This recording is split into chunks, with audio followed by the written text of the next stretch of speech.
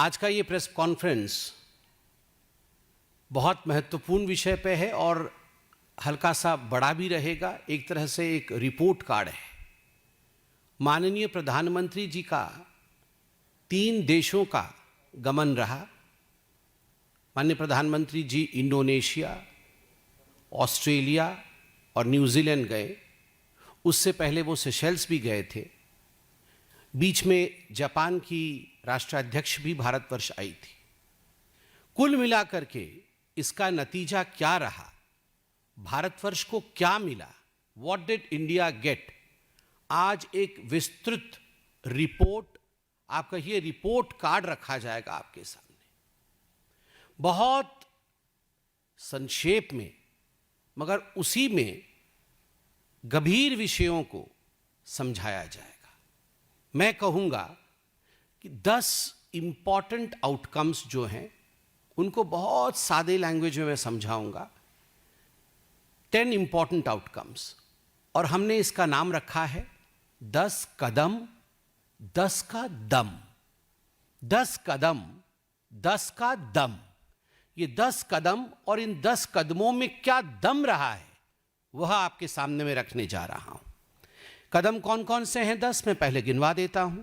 Number 1, Indian ocean Indo Pacific strategic alliance. Indian ocean और Indian Pacific के बीच में क्या स्ट्रैटेजिक अलायंस और क्या सामरिक अलायंस रहा है। दूसरा है डिफेंस और मैरीटाइम कोऑपरेशन। तीसरा रहा है क्रिटिकल मिनरल कोऑपरेशन। चौथा रहा है एनर्जी सिक्योरिटी। पांचवा रहा है इकोनॉमिक एंड इन्वेस्टमेंट आउटकम्स, आर्थिक आउटकम क्या रहा है। छठा रहा है special gestures and courtesies extended to the prime minister, और केवल ये प्राइम मिनिस्टर के लिए नहीं है, ये 140 करोड़ भारतीयों के लिए है। सातवां है सिविलाइजेशनल एंड कल्चरल पार्टनरशिप, यह जो कल्चर का लेन देन है और पार्टनरशिप है उसके विषय में। आठवां रहा है digital public infra and educational partnership. 9वां है स्पोर्ट्स और 10वां है पीपल टू पीपल रिलेशनशिप। ये जो 10 विषय हैं इनको मैं संक्षेप में आपके सामने रखता हूं। पहला सामरिक, जिसे अंग्रेजी में स्ट्रैटेजिक कहते हैं। आप देखिए 1 से 3 तारीख इस महीने में माननीय प्रधानमंत्री सेशेल्स गए थे। कई लोगों ने पूछा सेशेल्स जाके क्या मिलेगा, और अभी 6 तारीख से जब उनका सफर शुरू हुआ तो वो इंडोनेशिया गए थे। मैं आपको मैप में दिखाऊंगा और आप इसे कृपया करके जूम करके दिखाइए, क्योंकि जब तक हम लोग केवल भारतवर्ष में कुछ ऐसे पॉलिटिकल लोग हैं जो 1 डायमेंशनल सोच रखते हैं, और वो है पॉलिटिकल सोच। हमें 3D सोच के साथ आगे बढ़ना है। तीनों दिशाओं से देखना है कि कहां कौन देश है और किस देश के जाने से क्या लाभ प्राप्त हो रहा है। आप देख सकते हैं ये विश्व का मैप मैं आपको दिखा रहा हूं। ये 3D नहीं है ऑफ कोर्स, मगर आप इसमें समझने की कोशिश करिएगा। मैं इसको जूम कर रहा हूं। ये भारतवर्ष है। प्रधानमंत्री सेशेल्स गए थे। ये सेशेल्स है। ये इंडियन ओशन है। यह सेशेल्स जो देश है वो इंडियन ओशन के वेस्टर्न साइड में है, western side of Indian ocean, पूर्वी तट पे। और दूसरी तरफ आप देख सकते हैं इंडोनेशिया। ये इंडोनेशिया है। ये इंडोनेशिया इंडियन ओशन के ईस्टर्न साइड में है, पूर्वी छोर पे है। तो इंडियन ओशन के वेस्टर्न छोर से इंडियन ओशन के वेस्टर्न छोर तक ये एक स्ट्रैटेजिक अलायंस रहा। आप सोच करके देखिए, एक कोने में सेशेल्स, दूसरे कोने में इंडोनेशिया। दोनों कोनों को लामबंद कराना अपने इंटरेस्ट के लिए यह भारतवर्ष के प्रधानमंत्री ने करके दिखाया। और अब आते हैं इंडो पैसिफिक। इंडो पैसिफिक कहने से बहुत लोगों को शायद समझ में न आए, इसलिए मैंने मैप में दिखाने का प्रयास किया है। प्रशांत महासागर, आप पैसिफिक ओशन देख सकते हैं। यहां पे आप देख सकते हैं कि सबसे पहले जापान की राष्ट्राध्यक्षा हमारे देश वह आई। यहां जापान है, आप देख सकते हैं ये जापान है। ये प्रशांत महासागर पैसिफिक ओशन में है जापान। और आप नीचे देख सकते हैं कि माननीय प्रधानमंत्री अब इंडोनेशिया के बाद ऑस्ट्रेलिया गए, पैसिफिक के उसी लाइन में ऑस्ट्रेलिया गए और फिर न्यूजीलैंड गए। तो आप देखिए एक लाइन से जापान, ऑस्ट्रेलिया, न्यूजीलैंड और यहाँ सेशल्स और इंडोनेशिया जहां इंडियन ओशन को बांधती है, वहीं पैसिफिक ओशन में जापान, ऑस्ट्रेलिया और न्यूजीलैंड, इन तीनों के विजिट से, इन तीनों के आपस के आचार विचार से इंडो पैसिफिक और इंडियन ओशन, ये दोनों क्षेत्र पे एक जबरदस्त पकड़ सामरिक, आर्थिक, वैचारिक और आर्थिक, इकोनॉमिकल, स्ट्रैटेजिक और उसके साथ साथ आप पीपल सेंट्रिक, जनता के बीच आदान प्रदान का, कल्चर का, इन सब का एक बहुत बड़ा सेतु बंधा। मैं पहले विषय पे आता हूं जो सामरिक है और स्ट्रैटेजिक है, और इसमें किस प्रकार इंडियन ओशन और इंडो पैसिफिक में भारत आज एक, क्योंकि डिप्लोमेसी में एक एक शब्द महत्वपूर्ण होते हैं, आज भारत इस क्षेत्र में एक स्टेबलाइजिंग फोर्स बना है, इस शब्द को याद रखना है, एक स्थिरता प्रदान करने वाला फोर्स बना है। आप सोचिए सभी देशों में कितने राष्ट्राध्यक्ष बदल गए, सभी देशों की नीतियों में कितना परिवर्तन हुआ, सभी देशों में कितने टर्मोइल आए और गए, मगर भारतवर्ष ने विश्व को दिखाया कि स्थिरता 2014 से अब तक एक पार्टी की स्थिरता, गवर्नेंस की स्थिरता, सरकार के काम करने की स्थिरता, पॉलिसी की स्थिरता, कोविड आई, कोविड गई, वॉर आए, वॉर जा रहे हैं, आर्थिक स्थिरता, तो हम एक स्टेबलाइजिंग फोर्स बन के इंडो पैसिफिक और इंडियन ओशन में आज उभर पाए हैं। इसी को प्रधानमंत्री एक साथ लेके आ रहे हैं। इसके साथ साथ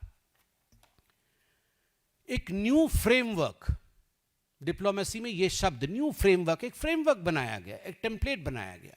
ये सारे देश जो हैं इंडो पैसिफिक में और इंडियन ओशन में, ये इस फ्रेमवर्क के अंतर्गत काम करेंगे और ये फ्रेमवर्क होगा कोऑपरेशन का।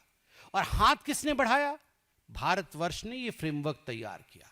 प्रधानमंत्री जी ने अपने परिश्रम से, अपने स्टेट्समैनशिप से, अपने पॉलिसी को भारत में लागू करके बाकी देशों को दिखाया, बाकी देश प्रेरित हुए और सभी देशों ने एक्सेप्ट किया कि yes, let this be the framework, let India decide the framework.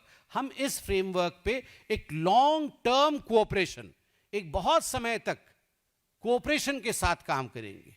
आप सोचिए ये कितनी बड़ी जीत है। इसी मैप में मैं दिखाना चाहूंगा कि इंडोनेशिया में जब प्रधानमंत्री गए तो प्राबोवो, जो उनके प्रेसिडेंट है, प्राबोवो जी ने एक बहुत बड़ा इंटरेस्ट दिखाया और integrated development of Sabang port, मैंने कहा ना स्ट्रैटेजिक और सामरिक महत्व है इस क्षेत्र में।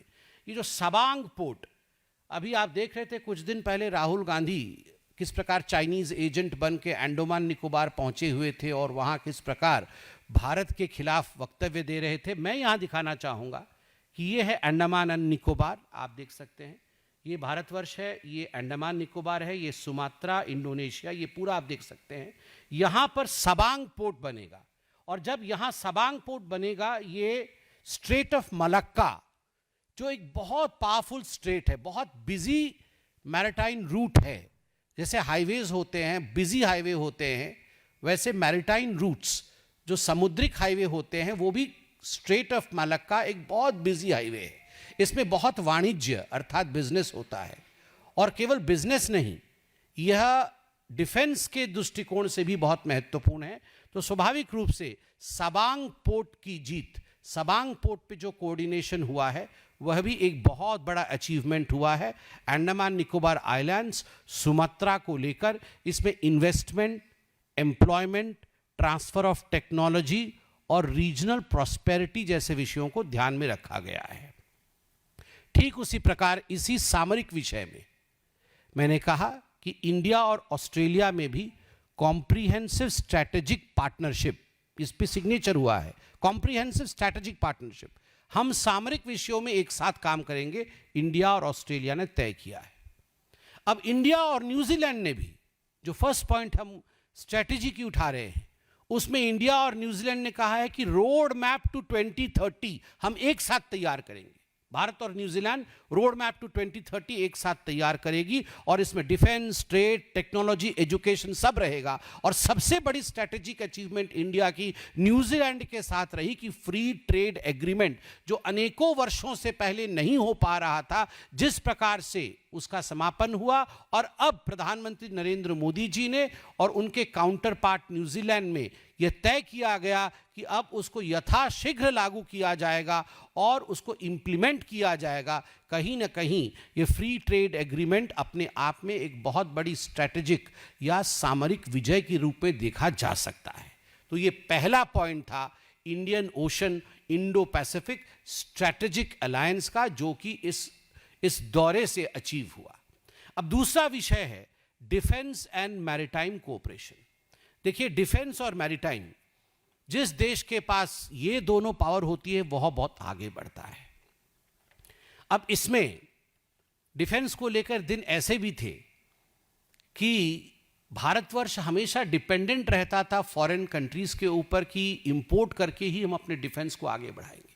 आज डिफेंस में जब इंडोनेशिया में प्रधानमंत्री जाते हैं और इंडोनेशिया में इन्वेंट्री बढ़ाया जाता है कि हम भारतवर्ष से ब्रह्मोस सुपरसोनिक क्रूज मिसाइल्स इस पे इन्वेंट्री अपनी लगाएंगे, तो आप सोचिए भारत के लिए, प्रत्येक हिंदुस्तान के नागरिक के लिए कितना गर्व का विषय है कि हमारा ब्रह्मोस सुपरसोनिक मिसाइल, आज उस पे इन्वेंटरी इंडोनेशिया बढ़ा रही है।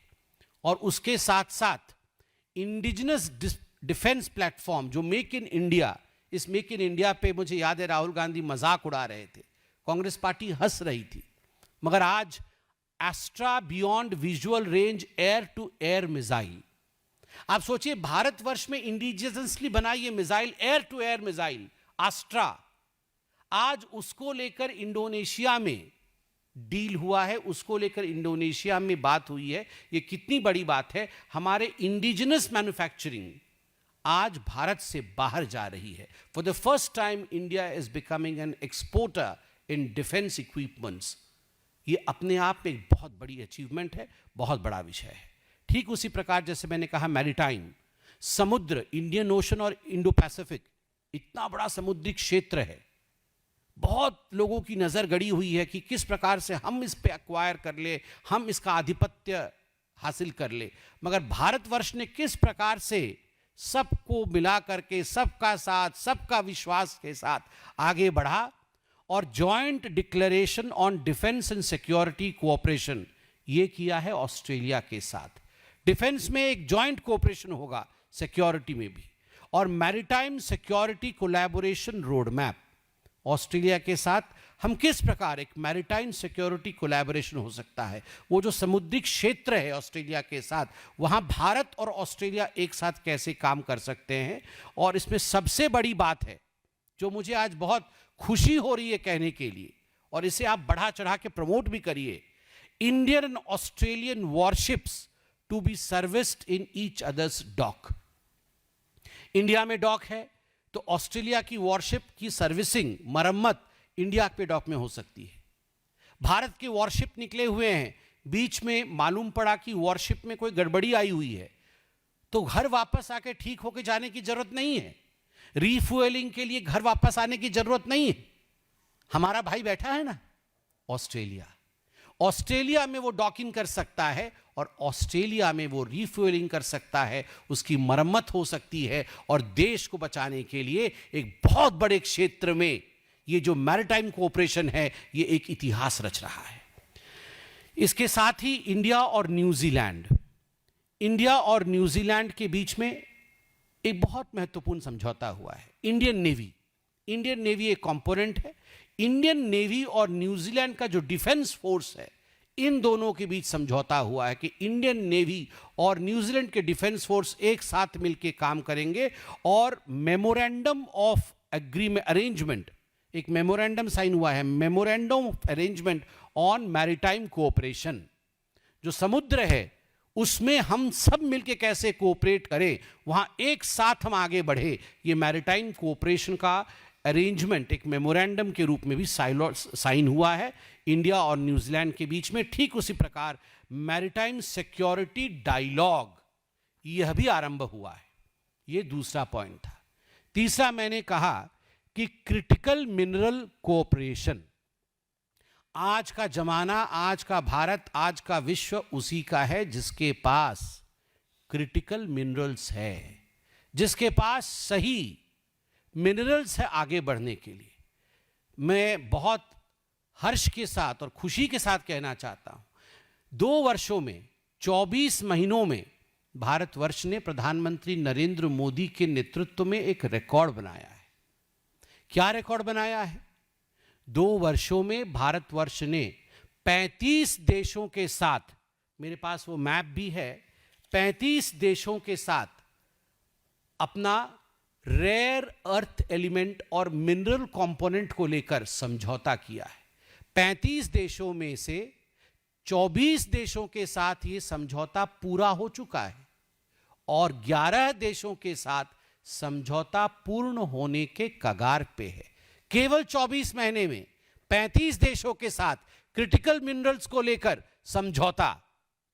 भूतो न भविष्यति, पहले कभी ऐसा नहीं हुआ था और आगे ऐसा होने की संभावना भी कम है। जरूर होगी, मगर यह प्रधानमंत्री का नेतृत्व है। और इसमें इस बार जो टूर रहा प्रधानमंत्री का, क्या अचीवमेंट रहा है?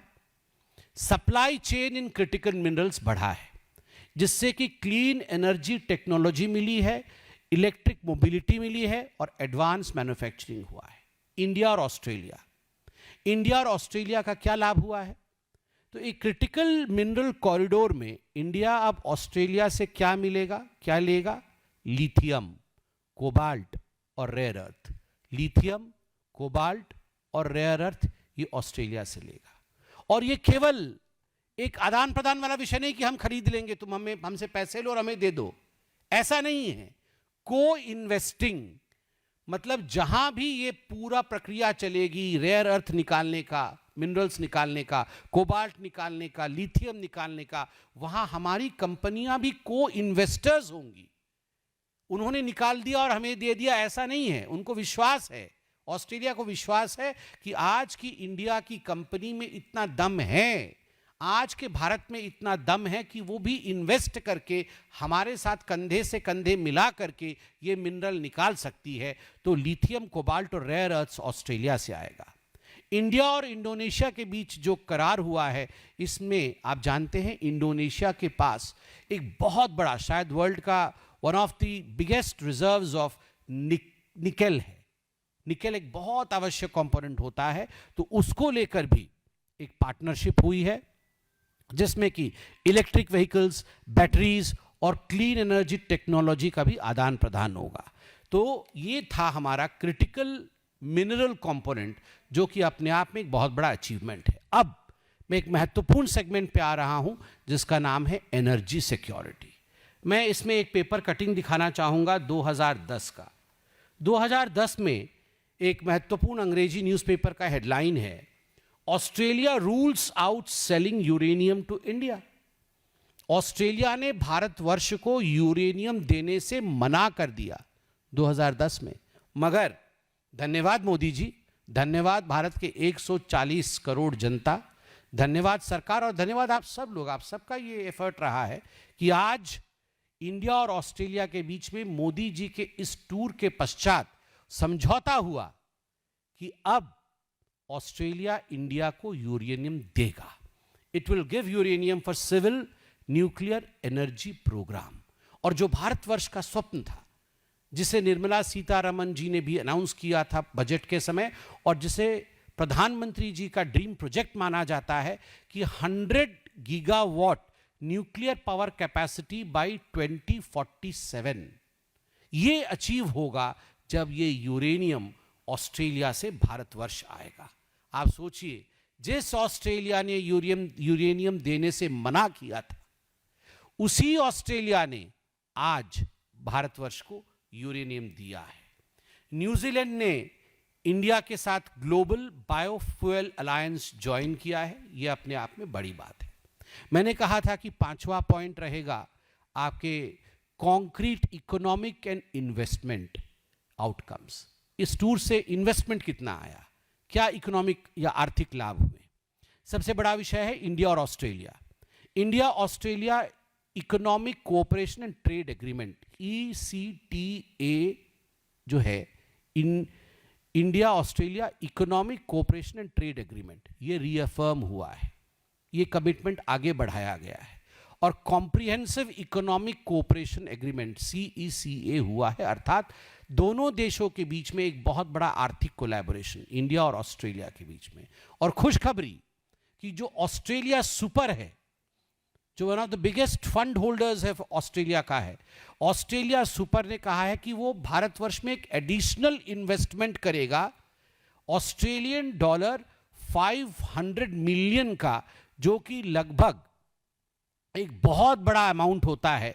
और इंडिया के national investment infrastructure fund NIIF, national investment infrastructure fund में ये $500 मिलियन ये ऑस्ट्रेलियन सुपर इन्वेस्ट करेगी। अब इंडिया में ऑस्ट्रेलियन डॉलर का टोटल, ऑस्ट्रेलियन सुपर का टोटल जो इन्वेस्टमेंट रहेगा वो लगभग ऑस्ट्रेलियन डॉलर 3.3 बिलियन का रहेगा।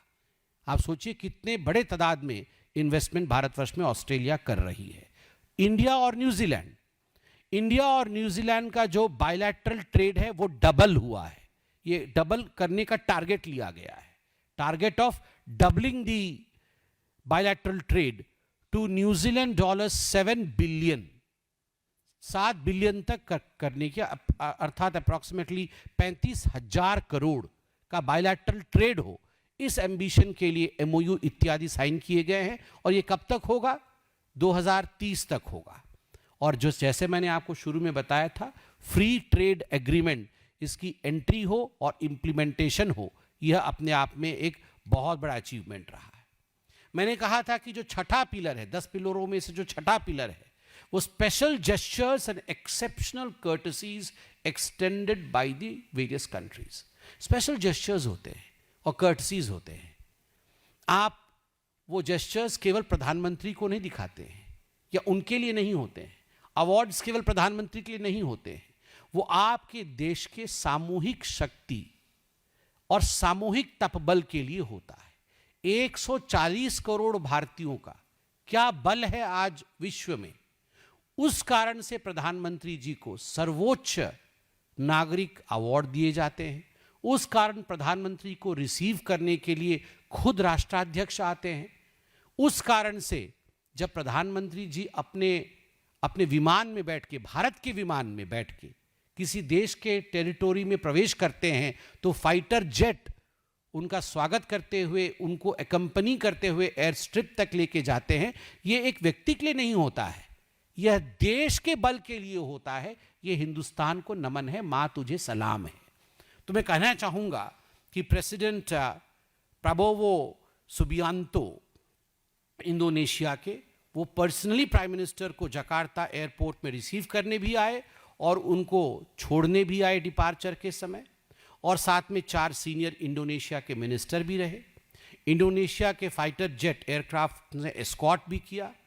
और प्रेसिडेंट प्राबोवो खुद प्रधानमंत्री जी के साथ हेलीकॉप्टर में यूनेस्को वर्ल्ड हेरिटेज प्रम्बनान टेम्पल के कॉम्प्लेक्स में गए, जो कि योग्यकर्ता में स्थित है।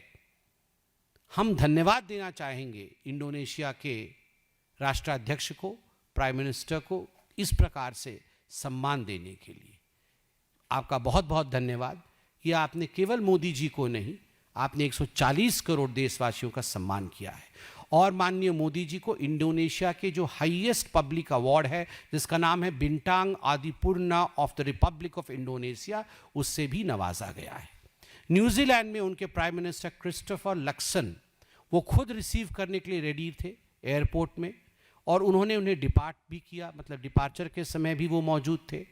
और हम सब ने वो तस्वीर देखी टीवी चैनलों में और सोशल मीडिया में, थैंक्स टू यू ऑल, जो भाई बहन मेरे सामने बैठे हैं, आपने दिखाया उसे, जो ऑकलैंड का आइकॉनिक स्काई टावर है। उस स्काई टावर को किस प्रकार से हमारे तिरंगे से प्रज्वलित किया गया था, हमारा तिरंगा उसमें झलक रहा था, यह पूरे देश के लिए एक गौरव का विषय था। इंडिया और न्यूजीलैंड के बीच जो वार्मथ ऑफ फ्रेंडशिप है वो दर्शाता था। ये बहुत बड़ी बात है। और तीनों ही देशों में कम्युनिटी इवेंट हुए और पार्टिसिपेशन में तीनों देशों के राष्ट्राध्यक्ष भी रहे। सातवां पॉइंट मैंने कहा था कि civilisational and cultural partnership deepens further. Civilisation और कल्चर कैसे आगे बढ़ा है आप देखिए, इंडोनेशिया में collaborative cultural heritage conservative project, इसमें हस्ताक्षर हुआ जो कि प्रम्बनान टेम्पल कॉम्प्लेक्स में हुआ। यह एक यूनेस्को वर्ल्ड हेरिटेज साइट है और वहां निर्णय लिया गया कि इस टेम्पल कॉम्प्लेक्स को भारत की ASI अब कंजर्व करेगी, देखरेख करेगी, इसकी मरम्मत करेगी, इसको आगे बढ़ाएगी 2029 तक। तो ये पूरे भारतवर्ष में आप देखिएगा मोदी जी के नेतृत्व में ये कितने बड़े क्षेत्र में, कितने देशों में ये काम शुरू हुआ है, मैं गिनवाता हूं। ये हेरिटेज कंजर्वेशन प्रोजेक्ट्स, प्रम्बनम तो हुआ ही इंडोनेशिया में, माइसॉन सैंक्चुरी इन वियतनाम, अंकोर वत और ताफॉर्म कंबोडिया में है, वात पाओ टेम्पल कॉम्प्लेक्स लाओ में है, रामना काली टेम्पल और जॉय काली माता टेम्पल ये बांग्लादेश में है, तिरुकेथीश्वरन टेम्पल श्रीलंका में है और श्रीनाथ जी टेम्पल बहरीन में है। इन सब में भारत सरकार कल्चरल बढ़ावे के साथ साथ इनको कंजर्व करने का काम भी कर रही है। इसमें एक बहुत बड़ा अचीवमेंट सिविलाइजेशनल रहा है। ऑस्ट्रेलिया को मैं आज धन्यवाद देना चाहूँगा पार्टी के प्रवक्ता के नाते, और प्रधानमंत्री जी को धन्यवाद देना चाहूँगा तमिलनाडु के लिए इतना कुछ करने के लिए। ऑस्ट्रेलिया से 3 आर्टिफैक्ट्स रिपैट्रिएट हुए। एक, ये सब एंशिएंट इंडियन आर्टिफैक्ट्स थे, उनमें एक मेटल ट्राइडेंट त्रिशूल है, मेटल का त्रिशूल है जो डिपिक्ट करता है गॉडेस भद्रकाली को, भगवती भद्रकाली को, उसे आज भेजा गया है भारत। उसके साथ ही एक पत्थर की, एक पाषाण की मूर्ति है भगवान नंदी की, उसे भी भेजा जा रहा है भारत को। और ठीक उसी के साथ एक षडांग, षडांग मतलब 6 सिर के, 6 हेडेड कार्तिकेय, जिनका नाम सन्मुख है, षडमुख, षडमुख मतलब 6 मुख जिनका हो, षडानन। तो षडमुखम कार्तिक जी की भी एक पाषाण की मूर्ति, यह भी भारतवर्ष आ रही है। और ये तीनों आर्टिफैक्ट जो है वो तमिलनाडु के तंजावुर और तिरुवरूर जिले के हैं। ये तमिलनाडु के लिए भी आज एक तरह से सेलिब्रेशन का टूर रहा प्रधानमंत्री जी का।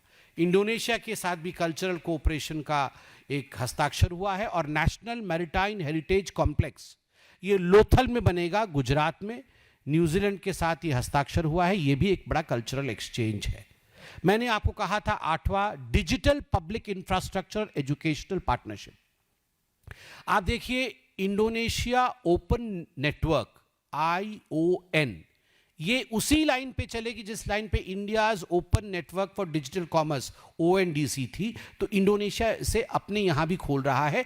IIM बैंगलोर जो एक जाना माना एमिनेंस का एक इंस्टीट्यूट है इंडिया में, इंस्टीट्यूट ऑफ एमिनेंस है इंडिया में, IIM बैंगलोर भी अब एक ब्रांच इंडोनेशिया में खोल रहा है, इंटरनेशनल कैंपस इंडोनेशिया में खोल रहा है। साथ ही इंडोनेशिया ने ये तय किया है, हम सबके खुशी की बात है, कि जो UPI QR कोड के साथ इंडिया में चलता है अब वो इंडोनेशिया में भी चलेगा।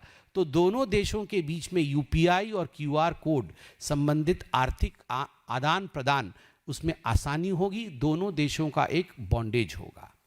इसके साथ ही 9वें नंबर पर मैंने कहा था स्पोर्ट्स के लिए बहुत कुछ किया जाएगा। स्पोर्ट्स के लिए, क्योंकि हम भारतवर्ष के सारे लोग तो क्रिकेट प्रेमी हैं, तो मेलबोर्न क्रिकेट ग्राउंड में, जो कि एक आइकॉनिक जगह है, मेलबोर्न क्रिकेट ग्राउंड में प्राइम मिनिस्टर मोदी जी और प्राइम मिनिस्टर एल्बनीज, इन्होंने India Australia sports collaboration roadmap, India और ऑस्ट्रेलिया के बीच में क्या स्पोर्ट्स कोलैबोरेशन रहेगा उसका रोडमैप लॉन्च किया, जिसमें cricket, sports training, sports science, technology और यूथ एंगेजमेंट, इन आयामों पर ध्यान दिया जाएगा। और एक खुशखबरी तो आप सभी जानते हैं, वो खुशखबरी है कि जो Australian men's Big Bash League है उसकी ओपनिंग दिसंबर के महीने में चेन्नई में होगी। तो आई शुड से कि Tamil Nadu should start celebrating and preparing, और खास करके क्रिकेट प्रेमी तो सब वहाँ जाएंगे, तो कहीं ना कहीं एक तमिल संगम भी होगा, जहाँ इस संगम में ऑस्ट्रेलिया भी होगा, Australian men's Big Bash League. ये फर्स्ट फॉरेन क्रिकेट लीग है जो कि मैच इंडिया में कर रही है। और लास्ट में मैंने कहा था कि पीपल टू पीपल कनेक्ट। आप देखिए, पीपल टू पीपल कनेक्ट में जी डे नमस्ते फेस्टिवल, यह कार्यक्रम जिस समय ये लीग होगा क्रिकेट मैच का, वो भारतवर्ष में किया जाएगा। इसमें ऑस्ट्रेलिया की कल्चर, ऑस्ट्रेलिया का बिजनेस, ऑस्ट्रेलिया की स्पोर्टिंग एक्टिविटीज़, उनके लोगों के खान पान का तरीका, वो सब भारतवर्ष में प्रदर्शित किया जाएगा और हमारे देश का उनके यहाँ। तो इस प्रकार से एक पीपल टू पीपल कनेक्ट भी बहुत बड़े आकार में रहेगा।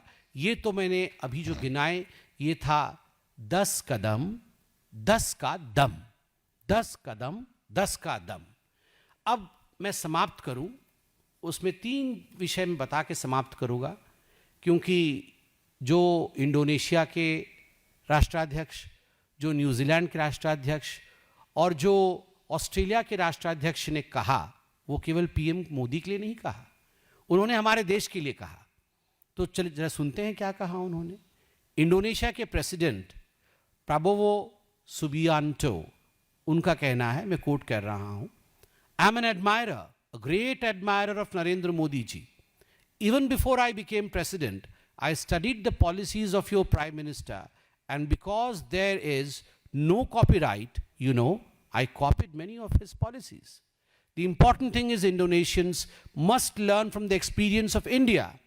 I follow your career, I copy many of your programs, I openly admit that I follow your career and I copy a lot of your programs. We have a lot to learn and we are not afraid of learning. आप सोचिए, Indonesia के राष्ट्राध्यक्ष कितने pure मन से सच्ची बात कह रहे हैं कि मोदी जी, मैं आपके पॉलिसीज़ को फॉलो करता हूं, आपके काम को फॉलो करता हूं, आपके पॉलिसीज़ पे कोई कॉपीराइट नहीं है, इसलिए मैं आपके पॉलिसीज़ को कॉपी कर लेता हूं अपने देश में, और इंडोनेशिया को भी इंडिया के इस पॉलिसी मेकिंग प्रोसेस से सीखना चाहिए।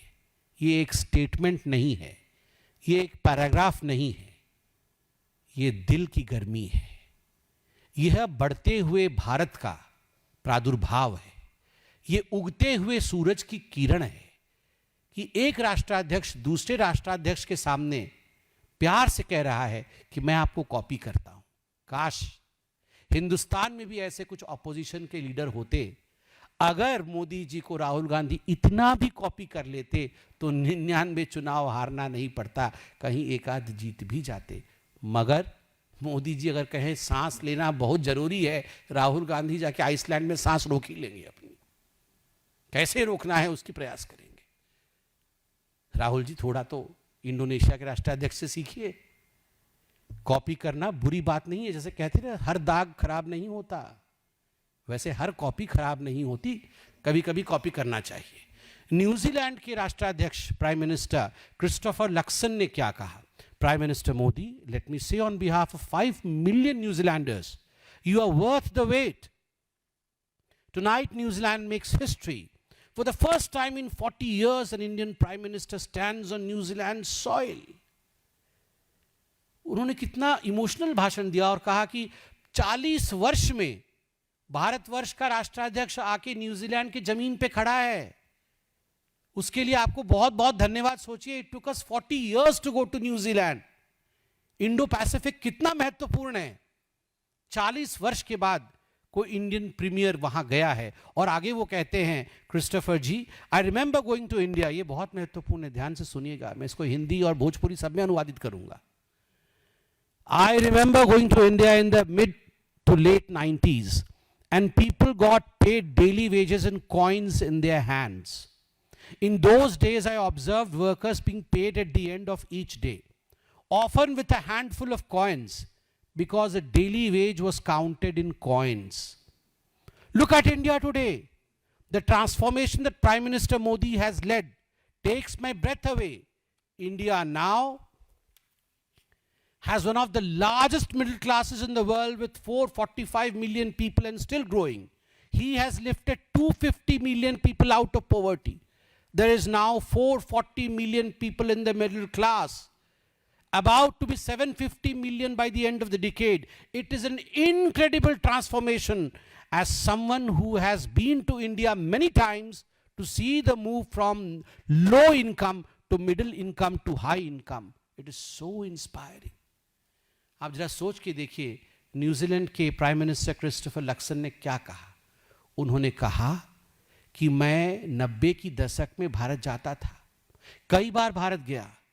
वहां मैंने देखा कि उस समय जो लेबर काम करती थी, जो मिस्त्री इत्यादि काम करते थे, तो दिन में दिहाड़ी पे जो काम करते थे, तो शाम को उनको कॉइन्स में पैसे दिए जाते थे, उनके हैंडफुल ऑफ कॉइन्स, एक हाथ में उनको पैसे दिए जाते थे।